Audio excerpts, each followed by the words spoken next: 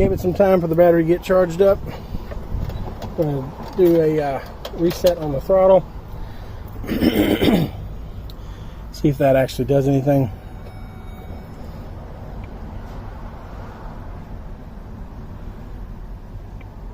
I want to redo this with the battery fully charged because it was way down.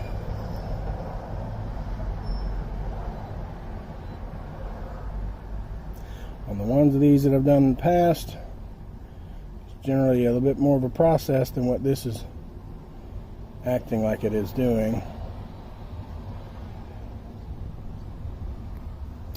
Software.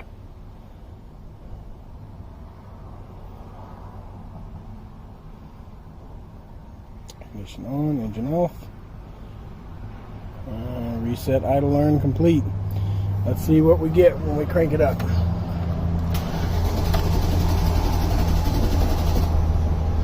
I'm expecting this to be a little bit tough to start because I got a good bit of carb cleaner in the intake here.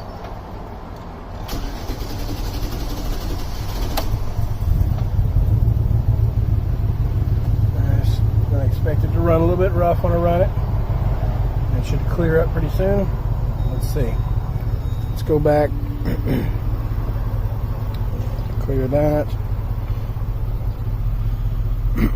We'll go back and let's see. Go. This is one feature I really enjoy about this tool so far. Being able to quickly go right back in. It'll ask me a couple of clarification questions on it, but it gets me there a whole lot quicker than the other tools that I've got going right back in.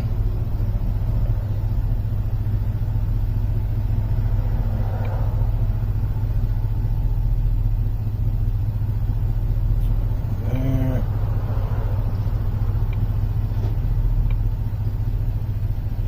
ACM. Let's see some data stream, engine data. We'll do engine speed. Desired idle speed and engine speed. Look at those two real quick. There we go. Trying to do this through the viewfinder, you miss the button sometimes. Makes this thing look unresponsive, but it's actually quite quick. It's a bit on the low side from what I would expect as far as what I would be happy with.